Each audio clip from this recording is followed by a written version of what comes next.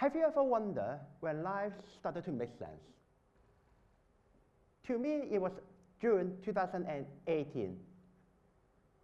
I was diagnosed with attention deficit hyperactivity disorder, ADHD. And then a year later, another psychiatrist diagnosed me with autism. So I have autism and ADHD. I was devastated because I became a person with disability. But then I got a bit of joy. Why? I learned that I can get the registration card for people with disabilities, and I can get a half-price ticket to my favorite activity, classical music concerts. So after 5 years, I see myself differently now. I accept who I am, I love who I am, and I'm proud of who I am. I do not see myself as a person with disability. I see myself as a person of neurodiversity. And today is my sharing of living with the ups and downs of my neurodivergent conditions. But first of all, what is neurodiversity? In 1997, Judy Singer, Australian sociologist, and herself autistic, invented the term neurodiversity. She argued that there is human variation in terms of thinking, communication, and interacting with others. For example, why must we look at the other person's eye when we speak? Why must we sit down for hours, listen submissively to our teachers? Or why must all the information be communicated in words rather than images? And Singer argues that people who don't look at you when they speak, people who can only function when they can walk here and there, and people who can process information by images should be recognized and embraced for who they are, rather than being stigmatized or being cured to become like you. And examples of neurodiversity are autism, ADHD, dyslexia, and dyspraxia. Living with neurodiversity is team sports. I got the support from psychiatrists, from clinical psychologists, occupational therapists, and social workers. Why social workers? Well, I didn't mean to get the support from social worker because of disability allowance. One of the issues of living in neurodivergent conditions is, let's say for ADHD, you can be impulsive into a relationship.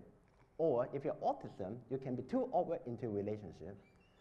So that's why, as a personal goal project, I joined a program, and it was about how men should pursue the opposite sex. And it was a very, very good workshop. And I had a meeting with the social worker at the end. And I asked the social worker, well, it was a wonderful program. I managed to get the girl's number. And the number was 1, 2, 3, 4, 5, 6, 7, 8. But in reality, that's different. Do you think the girl will run when I mention these 4 letters? A, D, H, D. The social worker listened to me patiently, and then he asked me this. Why don't you just learn about your A, D, H, D first?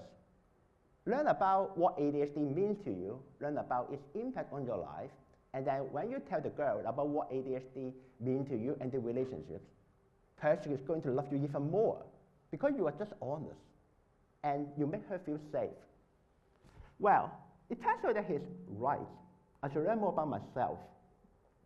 And I can give you 2 examples of my neurodivergent qualities. The first one is energy and enthusiasm.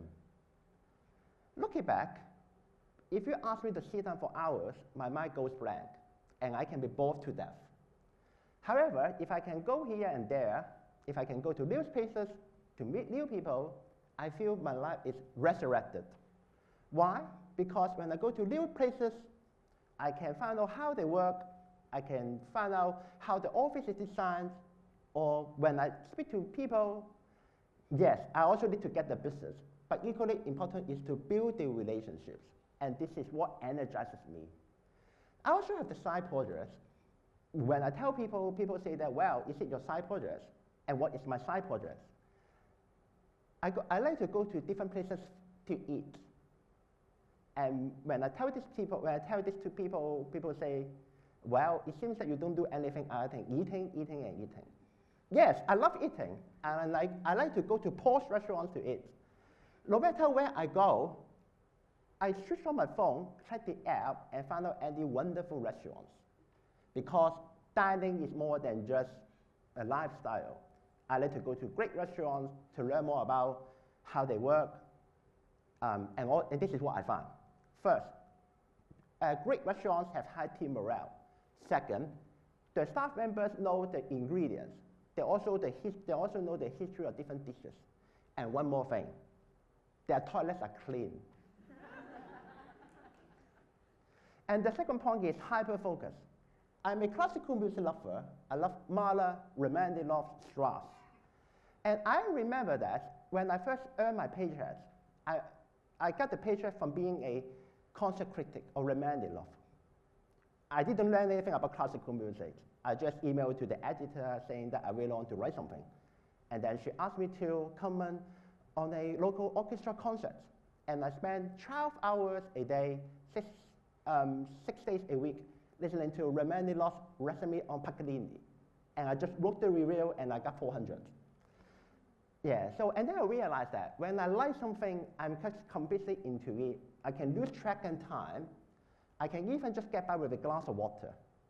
And then I realized that when I was a history teacher, or when I was studying history, I was into the Middle East history, and I was willing to spend my personal pocket money traveling to Israel, or spending free with the students traveling in the US to visit different historic sites. I wish it would be very, very easy for people to change their perception of ADHD or neurodiversity. Perhaps they don't know anything about ADHD. They may ask you, are you talking about A, B, C, D rather than ADHD? Or they just don't know anything about neurodiversity. Or perhaps they have negative assumption or stereotype of ADHD and autism. And I remember being told repeatedly by people, Jonathan, if you talk about your neurodivergent conditions, people will not be willing to be your friends because you need to go to mental health clinic. Or ADHD is just an excuse for laziness. Or autism, you don't look like you're having autism or ADHD. Well, this can be very, very frustrating, but after 5 years, I'm happy that I have done the advocacy work. I like speaking to the community with the lived experience because I see the value of being the advocate. By developing awareness of neurodiversity and by getting the public interested in neurodiversity, I believe that we can work together to create an inclusive society for the neurodivergent and their caregivers and supporters. And I'm also happy to say, I have managed to get new friends from church, from school, from work, and from other communities. And I'm happy to say that some of them are here today.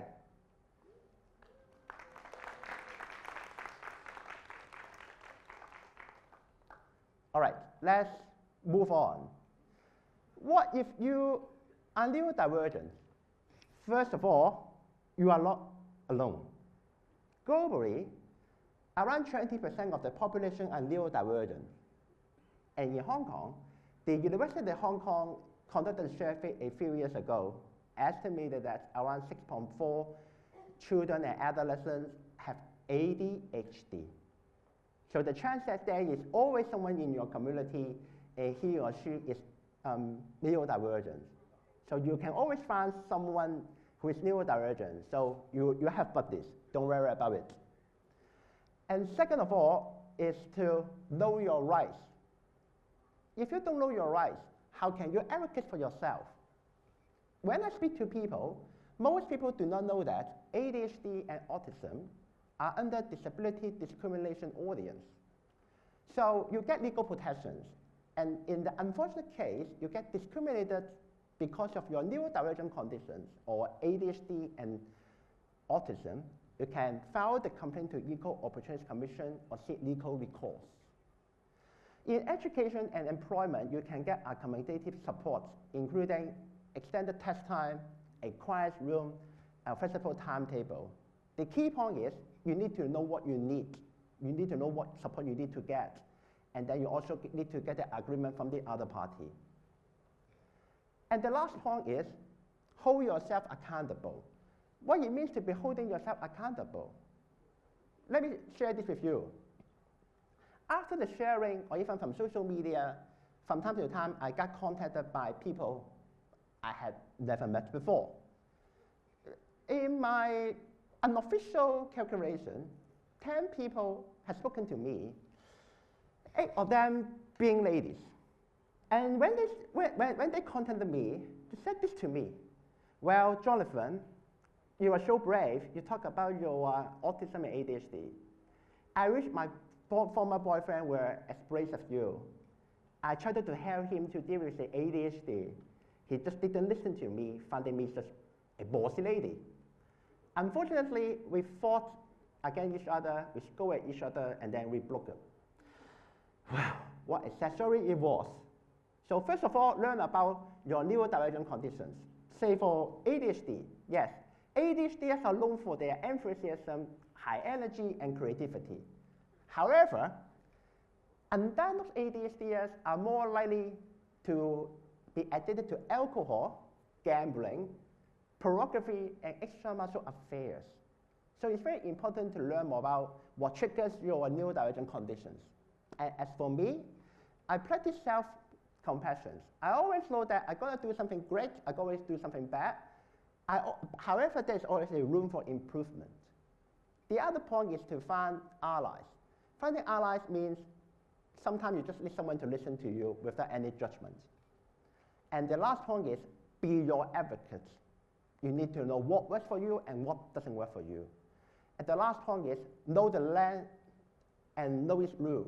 The reason why I say this is because, say for ADHD drugs are psychiatric drugs. When you travel to new place, when you travel, you need to know whether the countries allow you to bring in ADHD drugs. I was detained in Osaka for 30 minutes because carrying ADHD drugs. Luckily, I got the doctor's certificate and I was allowed to go. The next point is, you are not neurodivergent, but someone you know is neurodivergent, then what should you do? First of all, accept them for who they are. Because of their neurodivergent conditions, the people you know are often, or maybe often bully, laugh, mock, criticize. They don't need another critic, another bully, another naysayer. They need a friend. So what it means to be a friend, accept them for who they are. And it's also about relationship building. Speaking of relationship building, I would like to say how important honesty is. Why I say this? I have chances of working with recruitment consultants and diversity, equity, and inclusion professionals. From time to time, they speak to me. Hey, Jonathan, sometimes I interview the neurodivergent candidates. It seems to me that the parents answer the questions for the candidates. It seems to me that the parents are the candidates rather than the candidate themselves. And then it turns out that the parents may have learned that their kids were diagnosed with neurodivergent conditions back to the age of 7, 8, or 9 years old. But somehow the parents believe that, well, the kids are great, getting good grades, graduate from top university. But why my kids are fired here and fired there? And now the parents regret, and they would like to find a quick fix for the kids. Well, first of all, the kids miss the opportunity to get the support they need. And second of all, the lack of honesty, we all know, is not conducive to any long-term relationships. The other point is, if you know someone who is neurodivergent or know someone who is a caregiver for a neurodivergent person, encourage them to join supportive communities. They can be online or funded by NGOs. Looking after the neurodivergent can be challenging because of bias and stigma, and sometimes what the caregivers need is someone to share the joy and pain of looking after neurodivergents. And the last point is encourage the neurodivergent people you know to get the support they need, whether it's about mental health, social welfare, or other types of support. And I know some of you may ask, I'm not neurodivergent, I don't know anyone who is neurodivergent, then what can I do? Well, there is lots of things you can do. First of all, learn about what neurodiversity is and learn about the relationship between neurodiversity and other issues. So for example, you may learn more about what neurodiversity is. You can learn more about issues surrounding the people who are neurodivergent. Maybe I can give you 3 examples. I can tell you 3 facts. First of all, until 10 years ago, autistic people were thought not interested in sex. So that's why autistic people were thought not needed sex education. But do you think that they should learn about how to protect themselves? Or at least they should learn about how their body changes in different life stages. Especially in France, there was the statistics showing that 9 out of 10 autistic women have been sexually assaulted. The second part is, more studies have shown that neurodivergent people have multiple conditions: autism, ADHD, and dyslexia. The last fact is, only around 10 years ago, people or medical community believed that adults could have ADHD. So the theory is updated every day, but I also believe that this also is well learned about what neurodiversity is. And second of all is to create a safe community for the neurodivergent people you know to share their concerns, to find the support they need. Because the point is, everyone should feel safe so that they can work well and enhance their productivity. And I believe that after 5 years, my life was moved from the bottom to the first because of all the support I get from different programs, from people and from the community. And I believe that, and I wish to say, when a door was closed, a window is open. Just something bad happened to you doesn't mean it's going to be the end of the day. And finally, I wish you to be interested in neurodiversity and be the ally for the neurodivergent community. Bye-bye.